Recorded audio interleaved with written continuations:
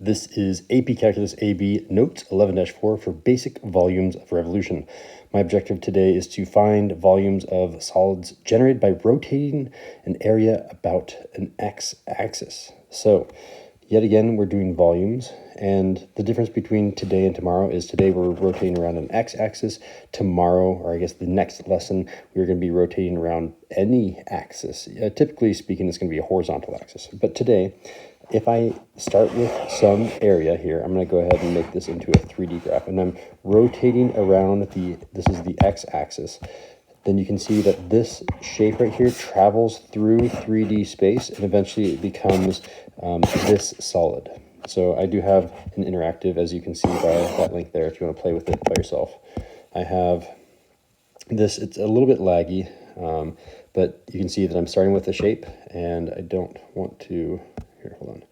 So if I slide this slowly to the right, you can see that it does slide and become a rotation through the 3D space all around that x-axis,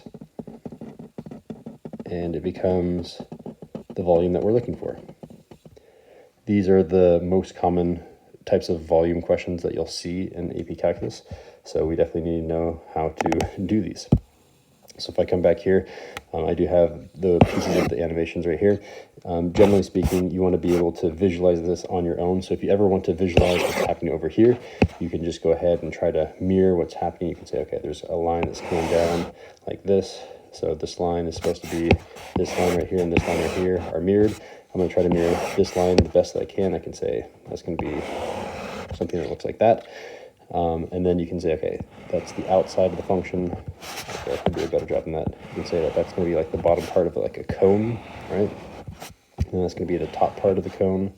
Maybe it's here I have a dashed line tool. I can say that it's the dashed line that's on the inside of that. And you can kind of visualize that, okay, that's the piece that's sliding through space. So there's going to be all this empty area in between. And it's going to look kind of like a weirdly truncated cone. So to find the volume of the solid, again, these are the long steps, just like we did the long steps in lesson 11-3. You don't have to do these steps once you have the shortcut. The shortcut for finding square cross sections is just do top minus bottom quantity squared. This one will also have a shortcut, but this is the general philosophy behind where that shortcut comes from. So if I were to take a look at our finished product right here, what I'm going to do is I'm going to take a slice of this. So if I were to, let me see if I can do a dashed line and say, I'm going to do this slice right here. Maybe I can do a solid line on the top. That would maybe look cooler. So I'll take a slice right there, and then it keeps going underneath this. But if I do this slice right here, and I don't know how to describe it, but this slice that's on the inside of the piece right here, I guess if I'm looking at the diagram over here, it's this tiny little section right here. If I have this thinly sliced piece, it looks like this. And you can see that it makes sense because the inside is totally empty. So that's the inside area right here that's empty. And then this area that's passing through 3D space is this area right here passing through 3D space. So there's a top piece because there's a top piece, and there's a bottom piece because there's the bottom piece. So I'm hoping that you can see that this is indeed the slice. Again, I have the asterisk on area because technically we're going to be finding volume. You can already see that I gave depth to this, so you know why it's really volume. Same as the explanation in 11-3. So how do we find the area of the shape? Let's pretend that I just have a 2D shape here. I have this circle with a circle cut out from the center.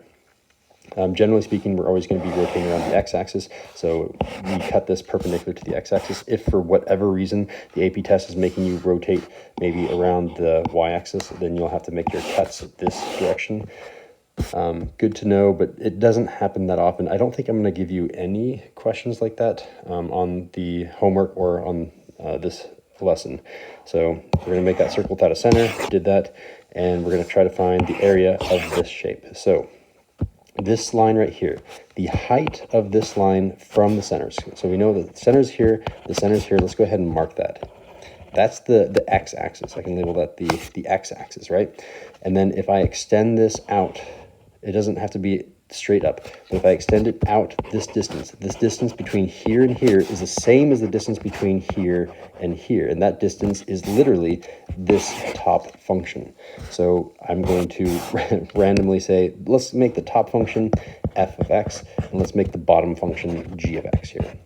If that's the case, and maybe a better word for this, I don't like f of x and g of x. Let's go ahead and change this.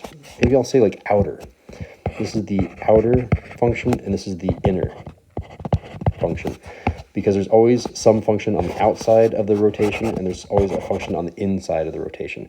We want to be careful with the words top and bottom, because if I already start on the bottom, then technically this is now the inner, even though it's on the top. So top doesn't always mean outer.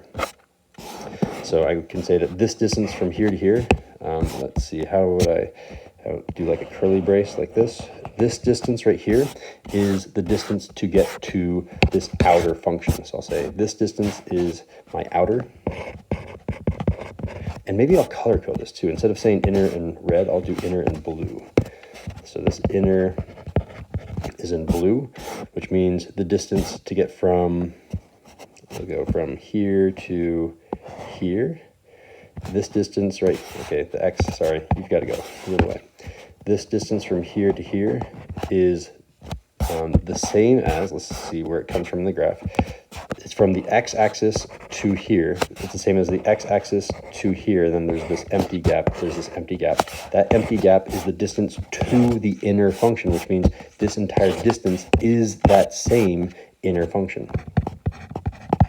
And just like in our previous example in notes 11-3, it can change. This size of the shape down here can change depending if I did a cross-section near the tip, which is really small, or a cross-section that's really big near the base. The size of this changes, which is why these are represented by functions. It can be any piece, and the function will tell you exactly how big to have this. So how do I figure out the area just knowing that this is an outer and this is an inner?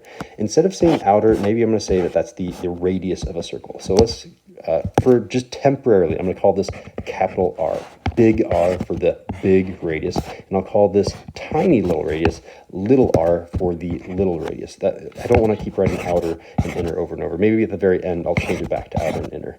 I want to create a generic formula here that will always find the shape of that composite circle. So again, what we have is let's see if my technology can make a perfect circle. Let's make it about that big, a little bit lower, and then we'll make a new circle on the inside here. And so if I'm looking for this shape, and there is, I don't know how to say that is a hole, but if I'm looking for that shape, it's the same as taking the entire circle, and this is where I can just copy paste, right? I can grab this, I can copy this, and I can paste this. It's the same as taking this shape, and then I subtract the area of, I'm just going to go ahead and grab maybe I'll just grab the piece of the circle, this piece right here. I'll copy you, and I'll paste you. If I do the area of the big circle and I subtract the area of the little circle, I get this area that I'm looking for right here. Maybe I shouldn't have shaded that inside, but that's the whole. What I'm really after is the area of this outside, because that's the area of the outside, that the area of this function is actually passing through to get this 3D shape. So how do I get this area right here? And we've already annotated it from our diagram, but I can re-annotate and say that this distance right here is capital R, and this distance right here is lowercase r, which means I just need to do the area of a circle minus the other area of a circle. If you will remember, the area of a circle is pi r squared, and I don't want to do little r here, I want to do big R, so let me come back in here and change this to the big R that truly belongs in this equation. And then in this one I'm going to do pi, and then I'm going to do little r here squared. This is the formula for the area. You might say that's kind of silly, but I mean, there it is. And I mean, we're technically done. You slap on an integral, and that is the answer. There is a way to speed up the calculations here so you don't have to enter so much work. Did you notice that both of these have a pi? They both have a greatest common factor of pi, so we can factor out that pi. And we can say, well, that equation is the same thing as factor out that greatest common factor of pi, and this equation is really pi times big R squared minus little r squared. That is our formula. So technically, this piece right here is one slice of our infinite number of slices that are in here. So this was just that one slice right here. I need an infinite number of slices to get the true volume. So the way that we turn this from one slice into an infinite number of slices, you just slap on the integral symbol. So you can say the final answer here, which we're going to write down right here, is we say that this is the integral with the correct bounds. These bounds come from the area. So we'll write a note here that the bounds, again, just like in 11-3, the bounds come from the area. So in this case, it would be this bound right here to this bound right here. But in general, you're going to have, I'm going to do this in pen. This is going to be pi times the quantity of big R. Oh, wait, we don't want to use big R, right? We said we're going to change it back. Instead of doing big R, I'm going to say outer. So let's change this back to outer. Instead of big R, we'll say outer, the outer function. And then you do need to square that.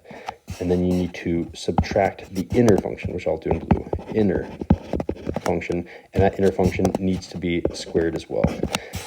I mean, you can have two pi's here. You can have a pi times outer squared and a pi times the inner squared, but this is faster. And don't forget that we want to actually make this from area into a volume. Remember why we have that asterisk right here.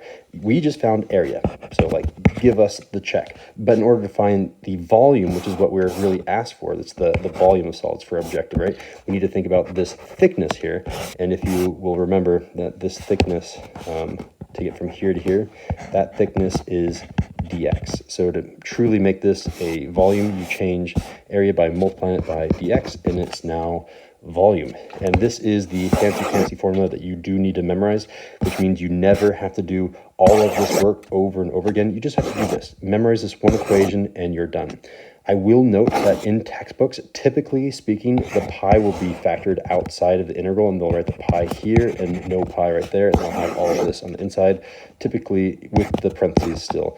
It doesn't matter. You want the pi on the inside, you want the pi on the outside, it's up to you. It doesn't matter. Okay, so let's see how you would apply this in a real example that would be probably seen on an AP test. I, again, just made up this problem from thin air. So we have two functions. We have 2 sine of x, which is clearly this top piece, and then we have this exponential, because x is in the exponent, this function on the bottom. R is clearly defined between 0 and, so this is the bound from 0 to something. It's this value right here. It's about 2, but I'm not sure what the bound is exactly. So let's go ahead and see if we can find that bound. It will affect our integral. So we will need a calculator for that. Let's go ahead and pull up our fancy calculator. Where is the calculator? Oop, I meant to do a split screen though, didn't I? Split screen. So we need to graph both of these in our y equals 2 to find the intersection. So it's going to be 2 sine of x for our first function. In our second function, be careful about this one. It's going to be 2 to the power of, and then in the power, we have to have x and minus 1 in the power still. Then I hit the right arrow key to go down, and then I subtract 1/2. Or I can just type in 0.5. It's the same thing as 1/2. If you prefer, you can type in 1/2. It is the same thing. Okay. I can use the bounds that are same thing on the graph right here. So I'm going to say between 0 and about 2.5 should be plenty. So if I go to window, I go from 0 to 2.5. I'm going to be lazy here and do a zoom 0 here. So zoom 0. And there we have it. So I need to find the intersection. So I'm going to do in second trace to do a calculation. Option 5 gives us the intersection. And just follow your prompts. I think my prompts are different than yours. So I'm going to say my left is 1.5. And my right bound is 2.5. And a good guess was about 2.1-ish. And it is, ooh, it's really close, 2.1. That was a good guess from us. It's about 2.133. So we have the bounds for the integral. We just need to plug everything in. We need to say, okay, we have the speed sheet formula memorized for what happens when we do rotations. So one thing that many students forget, and I used to forget this my first year also, it has to have a pi in it. Most students will remember the squares because the last function that we had in 11-3 was squares. So this one is just a slight deviation of that, but people forget this one has a pi. And this is true for all AP questions in life in general, anytime you're doing a volume of a circle, you gotta have a pi in it. We're doing circles because we're rotating. If you see the word rotate and you don't have a pi, something has gone wrong. Our integral is going to be between 0 and 2.133. The outer function, I have to be careful here. This doesn't affect us too much. If I get this wrong, then I'm going to get a negative answer and I just have to switch it. But you might not know that it's negative, because if this was a no calculator question, then it would just tell you to write it and be done with it. And if it's backwards, then you do lose a point. So make sure you have the outer function correctly identified. We're rotating around this x-axis, which means this is our outer and this is our inner. I'll even label it for the notes. This is our outer and this is our inner. So I'm going to write down the outer, which is 2 sine of x, that entire thing squared, and then I have to subtract the inner, which is kind of a long thing to write out. I could have just written g and been done with it, couldn't I? 2 to the power of x minus 1, all minus 1/2. That entire function needs to be squared, and then I need to multiply pi straight through. I ran out of room here, so I'm just gonna, oh, maybe I can squeeze in the pi right there. I could have put the pi here, or I could have put the pi here. And then if I'm being super formal about it, I do need a dx to make the thickness, and I have it entered. I just need to do it in the calculator. So let's come back here, second mode to quit out of this thing. I need to enter, let's do the pi first, so second pi. Oh no, I want to do it on the inside. It doesn't matter. Math 9, okay, the integral from 0 to 2.133, and then on the inside it's going to be pi, which is second to the power of, and then start your parentheses, because everything in here should have a pi in it. Pi is being multiplied by, and then I need another parenthesis, because this is going to be the squared function. It's going to be 2 sine of x, and that entire function squared, so squared, then not plus, but minus, and then start my parentheses again because this function is also squared. 2, oh wait, don't I have this entered already as y2? Oh, whatever. I'm just making too much work for myself, aren't I? This is going to be 2 to the power of, and I can say x minus 1, and I go to the right and say minus 1/2. And then I'm going to end the parentheses, and then I'm going to take it to the power of 2, and then I'm going to close the parentheses for the pi to distribute into both of those, and then hit enter. And if you've done it correctly like I have, then you should get the answer of 11.901. Again, I have my calculator settings automatically rounding to 3 decimal places for me. So we are done with example 1, and we are done with the notes for 11-4 in AP Calculus AB for basic volumes of revolution. Thank you for watching.